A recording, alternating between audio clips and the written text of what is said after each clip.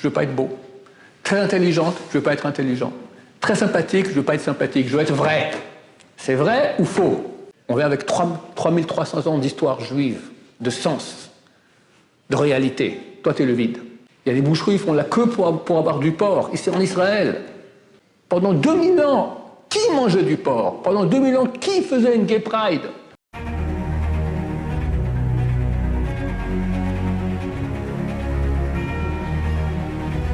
Ce jour dédié pour que Shira Bat Dvoralea ait une délivrance facile et rapide et qu'elle et son bébé reviennent à la maison en bonne santé et heureux. Amen. Amen. La question de Ariel.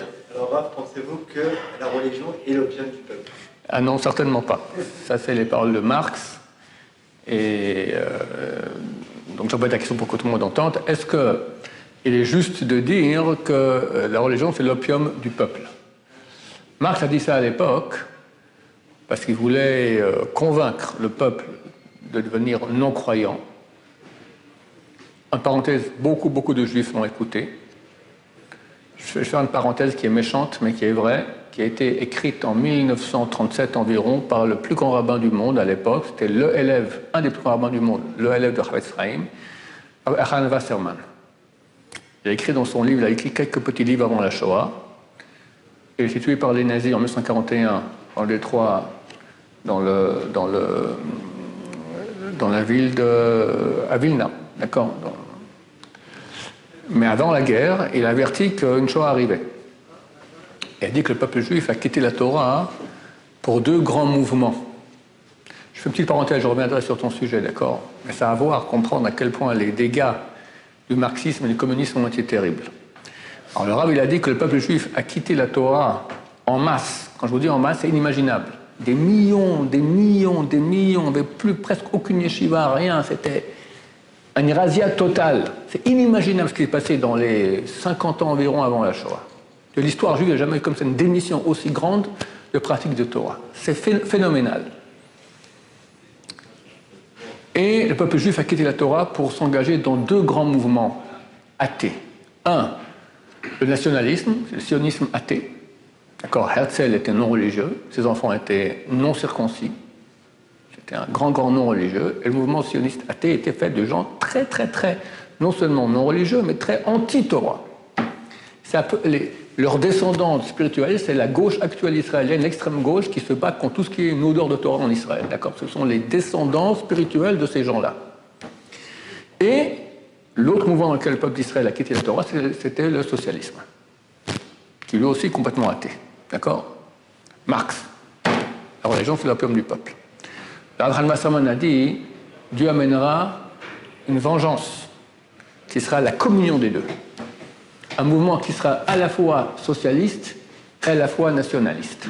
Le national-socialisme. Qu'est-ce que c'est que le national-socialisme? C'est le nazisme. D'accord, c'est exactement ça. Donc, les dégâts de ces paroles-là ont été terribles.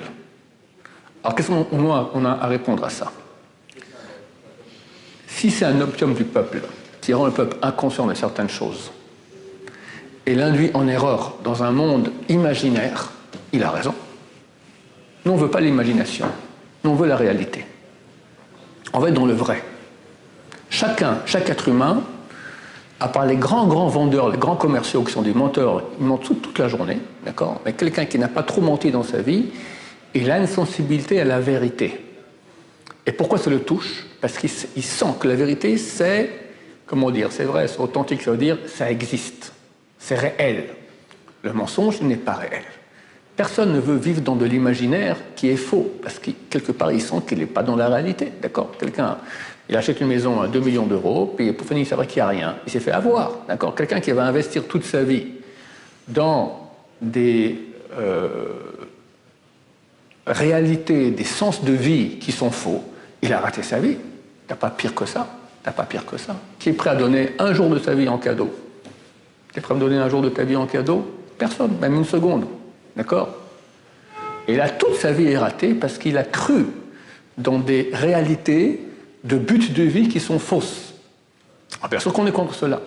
Et si la religion va devenir un opium qui va cacher la vérité aux gens et leur faire croire à une réalité qui est fausse, c'est tout à fait vrai, c'est mauvais la religion. Mais,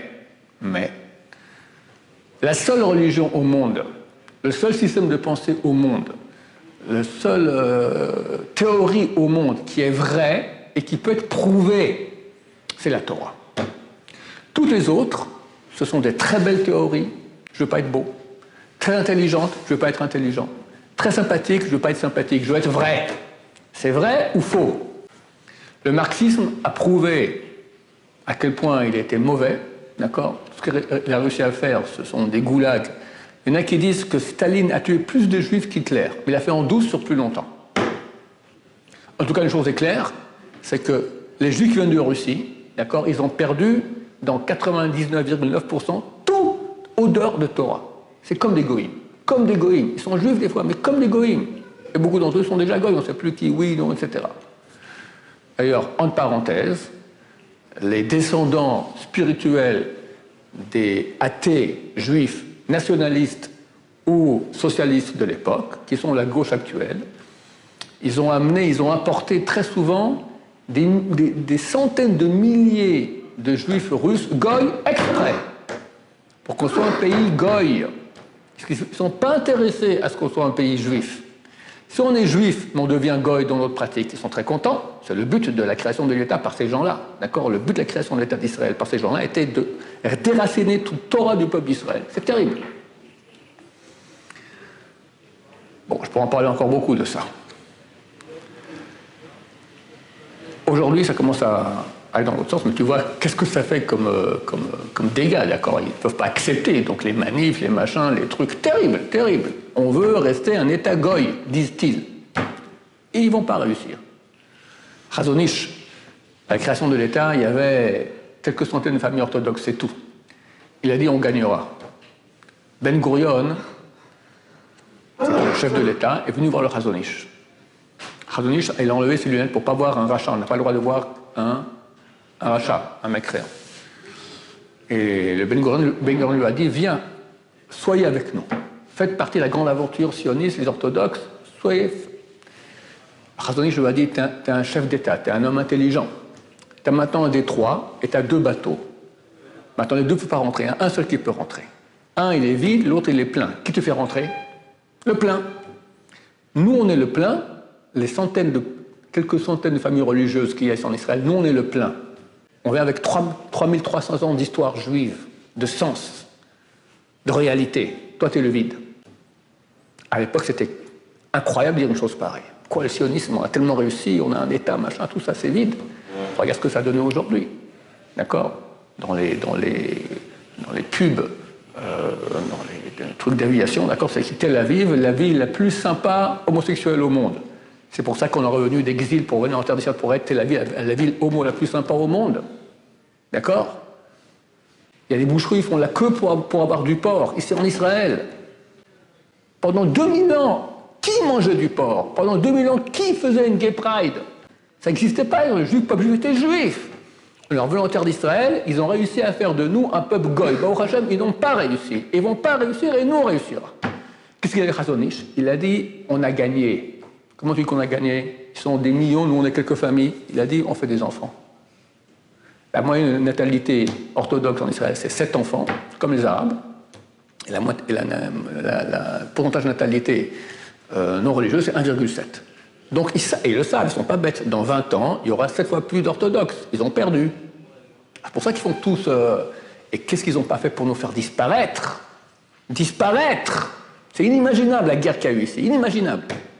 Donc, nous, on est la seule théorie au monde qui est prouvable.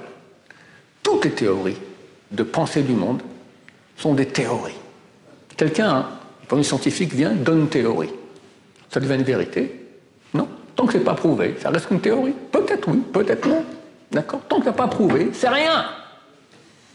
Idem aussi au niveau philosophique. Quel est le but de la vie?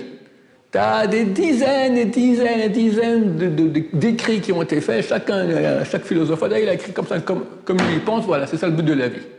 Ok, tu as une preuve? Non, regarde, c'est très intelligent. Je ne veux pas être intelligent, je veux être vrai. C'est vrai ou c'est intelligent? Je ne peux pas prouver que c'est vrai. Aucune religion au monde n'a pu prouver qu'elle est vraie. La seule, oui, le peuple d'Israël. On a des preuves. Il y a un cours qui s'appelle la preuve irréfutable. Il y a Germania, il y a d'autres preuves encore qui prouvent par A plus puisque sont irréfutables qu'on a la vérité. Dès lors, c'est exactement le contraire. Celui qui rentre dans le monde de la Torah, il rentre dans le monde du vrai. Et celui qui ne rentre pas dans le monde de la Torah, il rentre dans le monde de l'opium. C'est un drogué. C'est un addicté, quoi, à sa paresse, addicté à ses plaisirs du monde. Il veut coucher avec la voisine, avec la femme de son copain, etc. Et la Torah l'empêche. Alors, il dit que la Torah, c'est faux. Comme ça, il peut faire tout ce qu'il veut. Il est addicté à ses plaisirs, addicté à ça. Il fait de la vente, entre guillemets, d'accord. Il est soi-disant honnête, d'accord. Pourquoi les gens ne veulent pas rentrer dans la Torah? Parce que la Torah, c'est très astreignant. Oui, c'est astreignant à quoi? Ça t'astreint à devenir quelqu'un à l'image de Dieu, à te brancher avec la seule chose qui est vraie, c'est Dieu. Vrai égale réel. Alors, qu'est-ce qui est réel? Ce manteau, il est réel. Cette veste, oui. Mais sa réalité, elle a combien? L'espérance de vie d'une veste pareille, c'est 4-5 ans, pas plus. Après, à la poubelle. Cette table, espérance de vie, 20 ans. Ce bâtiment, 3 siècles. L'univers. Alors nous, on dit 6 000 ans. Les astrophysiciens vont dire encore quelques millions de milliards d'années. D'accord? Mais à la fin, disparaît, fini. Maintenant, tout ce qui est fini est voué à disparaître. Donc c'est mort. Ça n'est pas. Ou le être qu'il y a, il est fini, il est petit. Parce qu'on sait bien que le fini par rapport à l'infini, ça vaut zéro, rien. Quelqu'un qui décide maintenant de se brancher à ce qui est vraiment, c'est Dieu qui est infini. Son nom de Dieu, c'est Yud-Keh-Vav-Keh, qu'on n'a pas le droit de prononcer, qui est une contraction de 3 mots, Yahweh, qui était et sera. Quelqu'un qui se branche avec Dieu, il commence à être. C'est le grand cadeau que Dieu a voulu nous donner, qu'on puisse se brancher avec lui et être. Et tous ceux qui ne vont pas faire cela, ils sont dans le faux, dans l'opium. Tu as le LSD, tu as l'opium, tu as la daube, tu as la cocaïne, tu as l'héroïne. Chaque religion, chaque mode de pensée, ceux qui disent « moi, j'ai pas de religion », c'est aussi une religion. La religion n'est pas de religion, d'accord? Ils croient à une soi-disant vérité, des buts de la vie, et ils se plantent et il rate sa vie totale. C'est très malheureux. Il n'y a rien de plus malheureux que ça. Il n'y a rien de plus malheureux que quelqu'un qui a raté sa vie. Rien. Et avec le sourire en plus. D'accord? Voilà, donc c'est ce que je pense de l'opium du peuple. Oui. Mais ils peuvent nous dire, par exemple, que dès qu'on en parle le plus souvent de gens religieux, parce qu'on a eu un problème, une tristesse, c'est justement pour échapper à cette tristesse qu'on va dans la religion et on se coupe un peu du monde, c'est-à-dire généralement... Ok, je vais répéter la question. Toi, tu dis, quelqu'un, par exemple, ça arrive, c'est vrai, qu'il y a des gens qui ont fait tchouva parce qu'ils ont eu un coup dans leur vie et comme ça se pose des questions, ils ont fait tchouva. Alors eux, réponse facile, qui va aller... Qu'est-ce qui se passe? Quel est le problème? Que le type qui est proche d'eux, ils savent que c'est un type bien. Donc maintenant, le type fait tchouva. Alors, si c'est un type bien, c'est moi le crétin. Parce que ce type bien, il fait tchouva, donc il a raison, c'est moi le crétin qui ne fait pas. La seule moyen de sauver sa peau, c'est dire que lui, il est bien et toi, tu es crétin. Dire non, tu étais un type bien, mais tu as eu un coup, misken, d'accord, tu es un pauvre type, et maintenant, tu trouves la religion qui va te sauver, elle t'aide à vivre cela. C'est un moyen de défense qu'ils ont pour supporter l'argument terrible que tu leur assènes sur la tête. Regarde, moi, tu m'as connu, je suis un type bien, j'ai fait tchouva. Donc tu comprends que ce n'est pas des bêtises. Il ne faut pas accepter ça, parce que si tu as raison, c'est des pauvres types qui ne peuvent pas se regarder dans la glace. Comment moi, je ne fais pas tchouva alors que lui, c'est un type bien, il le fait. Donc le moyen de défense, c'est aller et accuser la personne qui fait tchouva il a fait tchouva à cause de raisons qui ont provoqué, mais ce n'est pas quelque chose qui est authentique. Tu lui dis, écoute, c'est vrai que la Torah peut m'aider à surmonter le mal que j'ai. Peut-être oui, peut-être non. La question n'est pas ça. La question, est-ce que c'est un mensonge qui m'aide, et je rentre maintenant dans un opium, une bulle d'accord pour oublier, ou c'est la vérité? Peut-être toi, maintenant, tu es dans une bulle de mensonges, et moi, je suis dans la vérité, qu'est-ce que tu en sais? Donc l'argument, il n'est pas de savoir si, effectivement, la Torah m'a aidé pour aller mieux. Si elle m'a aidé, pourquoi pas? La question, est-ce que la Torah, elle est vraie ou elle est fausse? Si elle est fausse, elle m'a aidé, alors c'est idiot. Mais si elle est vraie, qu'elle m'aide ou pas, elle est vraie. C'est ça qu'il faut leur répondre. C'est ça qu'il faut leur répondre. Moi, je suis dans le vrai, toi, tu es dans le faux. Tu es en train de rater ta vie. Tu te crées une bulle maintenant de quoi? Qu'est-ce qu'il propose, le monsieur, là? Dis-moi à quelqu'un, pourquoi tu vis? Je veux être heureux. D'accord, tu es heureux? Qui peut dire je suis heureux? À 100%. Des bêtises. Le type, il n'a pas travaillé ses midotes, ses traits de caractère. Donc, il est jaloux des gens. Il est coléreux. Il est agressif. D'habitude, son Shabbat, il est fichu. D'accord, il est proche du divorce, ou il a déjà divorcé, ou il trompe sa femme, etc.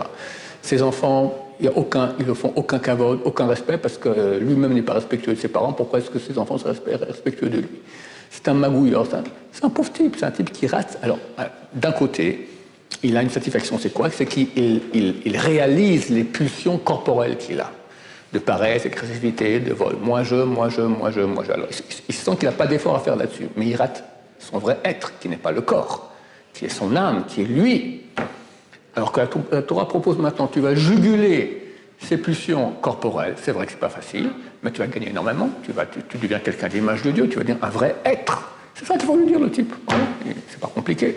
Et on a les preuves à l'appui. Alors qui peut oser ne pas le faire? Miskenim. Ce qu'on peut dire, c'est que c'est pas de leur faute, c'est qu'ils ont reçu une éducation pareille qui provient des nationalistes athées et des communistes et socialistes de l'époque qui ont réussi. Tu sais, j'en ai parlé dernièrement à un ami. Quand j'étais petit, je n'étais pas trop religieux, mais j'allais au Talmud Torah. On avait 2 heures de Talmud Torah à la communauté juive. D'accord? Bon, ça m'a donné quelques petites notions comme ça. Je n'étais pas religieux. À la fin de l'année, on recevait des prix. Les salauds dirigeants de cette communauté juive, quel prix nous donnaient? Quel prix? Un bouquin, je me souviens, c'était... Moi, je me posais des questions terribles. Et j'étais attiré. Alors j'ai lu ces bouquins, c'est exactement l'effet contraire. Il y avait un bouquin de Amos Oz. Amos Oz, c'est un des plus grands gauchistes israéliens, anti-religieux, qui a écrit un bouquin entier. D'accord? On donnait ça comme cadeau. Il y avait un, s'appelle, je me souviens de, je ne sais plus le nom de l'auteur, s'appelle Je m'appelle Asher Lev. C'est l'histoire d'un juif orthodoxe, chassid, qui est attiré par la peinture. Et peu à peu, il fait de la peinture, il commence à quitter la Torah. Puis à la fin, il fait une exposition fantastique, et puis il est loin de Torah. Mais son père, religieux, qui est très malheureux que son fils a quitté la Torah, il vient comme une exposition. Puis à la fin, le père, il voit une image, et là, c'est la fin du bouquin terrible. Il voit l'image de la fin de l'exposition, on voit une croix, sur laquelle il y a la mère du type, d'accord, qui est crucifiée là-bas, et c'est ça le tableau. Et c'est une apologie, tout le livre, comment quitter... L'héros, c'est Asher Lev, qui a quitté la Torah. On nous donnait ça à bouffer à des jeunes gens. Apprends comment quitter la Torah. Apprends comment quitter la Torah. C'est pas malheureux. C'est terrible, c'est terrible. Alors, ces gens-là qui te parlent, qui disent que l'opium, la religion est l'opium du peuple, ils répètent des bêtises qu'ils ont entendues depuis bientôt un siècle, qu'ils ont reçues en éducation, etc. C'est pas de leur faute. Mais c'est clair que l'argumentation, elle est nulle. Nulle de nulle de nulle. Baruch Adonai, l'olam, amen, amen.